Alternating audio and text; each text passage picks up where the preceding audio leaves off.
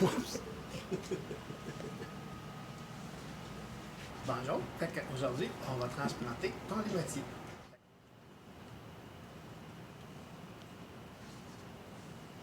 On va prendre un limatier qui est de la même famille que celui qui a produit les fruits.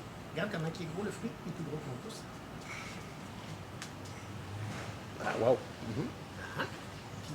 Là, Rommel, il a fait une petite bouture ici, puis il a mis une petite poche de terre pour qu'il y ait des racines qui poussent dans la branche. Fait que là, on va couper la branche qui a des racines, puis on va la mettre dans le pot, ici, avec de la bonne terre Miracle Gros.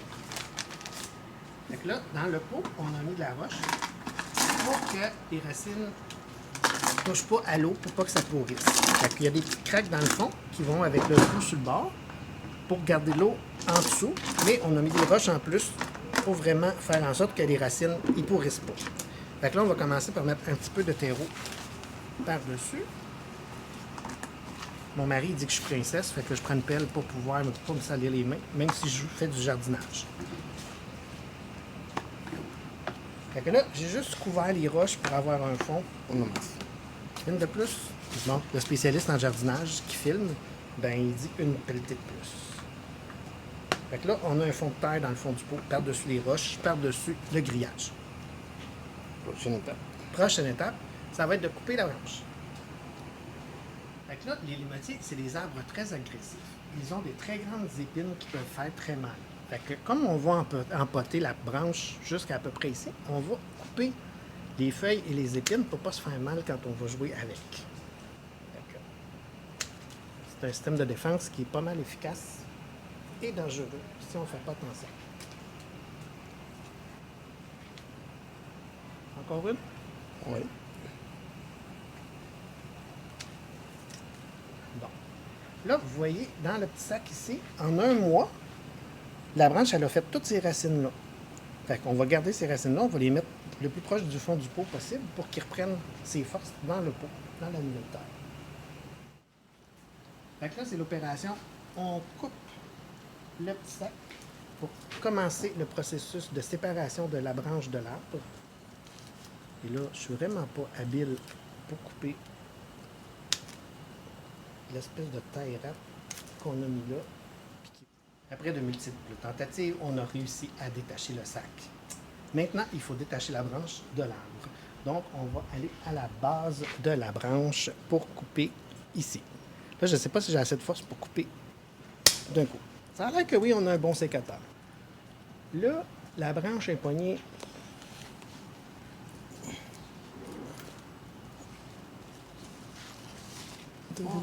On y arrive, on y arrive, on y arrive. Ah! Aidez-moi ça, vous autres. Ça va être excitant un peu déjà pour commencer. Là, on a fini avec le sécateur. Vous comprenez pourquoi on a enlevé les épines, là? Fait que là, il faut libérer les racines du sac de plastique. Là, vous voyez, Rommel, c'est comme ça qu'il a fait. Là, il a coupé dans la branche pour que la moitié de la branche trempe dans la terre et l'autre moitié de la branche reste attachée à l'arbre. Fait que comme ça, la branche, elle recevait de la nourriture et de l'arbre et de la terre. Fait que là,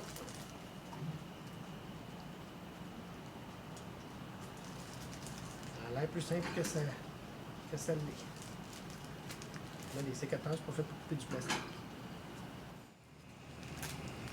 Non, c'est correct. Fait que là, avec des ciseaux, ça va aller mieux parce qu'on va couper le sac tout simplement parce que le sécateur, ça ne marchait pas. Puis le sac, il ne voulait rien s'en va là. Ben là, moi non plus, je ne veux plus rien s'en va là. Fait que, c'est comme un cadeau. On le déballe tranquillement. Il y a déjà des mauvaises herbes qui viennent avec. Vous voyez? C'est le kit total. OK. Ah, le petit sac est enlevé. Merci beaucoup. Regardez toutes les racines. Hein? Fait que là, ça, on va foutre ça dans la terre. On va reporter la pâte un peu. Pas pire, ça? Puis là, on va y rajouter de la terre.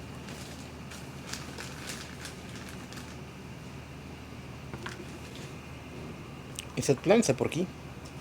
Fait que cette plante-là, ben, elle s'en va à Terrebonne chez Chantal. Je pense qu'on va envoyer la vidéo à Marguerite Pedrin aussi pour qu'il rie de moi comme il faut. Ok. Parce que c'est pas moi qui ai les talents de jardinier dans la maison. Vous le savez tous. Producción. Fait que je suis sous la supervision de Romel Benjamin Marin et Guzman Inc. Producciones. Producciones. V. Bon. On commence à tasser la terre un peu, on continue de laisser lousse. No, ¿cómo hacerlo así? Mettre la presión.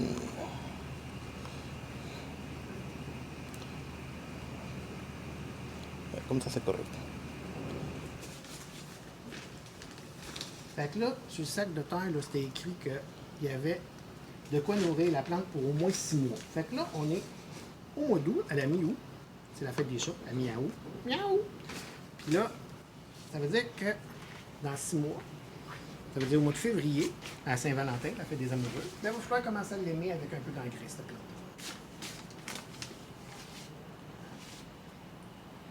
Là, on va en rajouter un petit peu parce que quand on va se mettre à l'arroser, la terre elle va se tasser. Fait que là, ça va descendre. Fait que je vais en mettre un petit peu plus que ce qu'il y a besoin pour que ça puisse descendre quand on va l'arroser.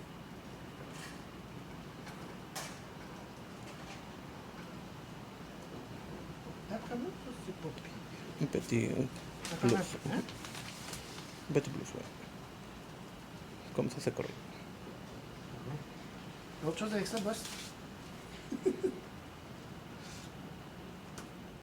Fait que le transpotage est terminé. Maintenant, pour donner la chance à cette branche de devenir un arbre, ben, il faut l'aider un petit peu. Un arbre como lisa.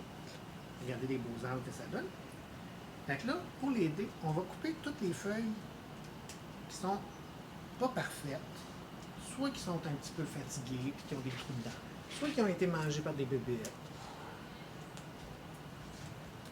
Comme ça, parce que ces feuilles-là, tout ce que ça fait, c'est d'enlever de l'énergie à la branche pour pousser un peu. Puis, s'il y a des bébites sur la feuille, bien, on est mieux d'enlever la feuille pour pas qu'elle transmette les bébites aux branches et aux feuilles qui sont saines. Ça se peut-tu qu'il y ait juste manqué de soleil? Ou je le Ah coupe? non, coupe-le. Coupe-le, coupe-le. C'est noté? Oui. Ça, oui. Ça, Comme oui. ça, on va donner la chance que ça vienne une nouvelle branche. On va couper les épines avec, tant qu'à faire. Puis là, ici, une petite nouvelle branche, elle, je la couperai pas. Non. Non, parce qu'elle elle est toute jeune, là, elle veut vivre, là. Tout petite, tout maigre, puis elle veut vivre, elle cherche sa vie. Là, celle-là aussi est un petit peu maganée. On coupe. On coupe. Celle-là aussi, je sais pas, elle est fripée. On coupe. On coupe. Ça a l'air cruel comme ça, là, mais dans le fond, on donne une chance à la plante de bien pousser. Et on coupe. Voilà. Les épines aussi. Ces petites épines-là, croyez-moi, je parle d'expérience, ça fait mal quand ça trempe d'un doigt. C'est pas le fun. Fait que, s'il y a des enfants qui visitent, ben, faites attention parce que l'arbre va les piquer. Agarra ça. Laisse-le. Ah non, tu le peux couper parce qu'il y a une branche là. Ah? Oui, non. Non. Je ne sais pas. Ça, oui. Ça, oui. Fait que là, l'arbre, la branche, elle va avoir l'air pas mal tout nu, là. Mais, inquiétez-vous pas, ça va repousser.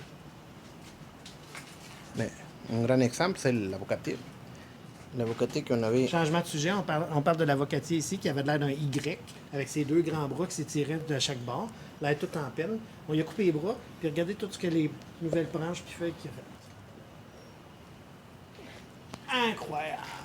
Fait que là, j'ai hâte de voir ce que ça va donner quand tu vas avoir fini de repousser. En tout cas, c'est pas évident de faire pousser un avocatier, je vous le dis. Les limetiers, c'est encore pire. Non, c'est pas vrai, ça pousse bien des limetiers, mais ça demande pas mal d'entretien aussi. On coupe plus, là? Non, c'est correct. Bon, le boss, il dit que c'est correct, on a assez coupé. Parce que la prochaine affaire, on va couper l'arbre aussi.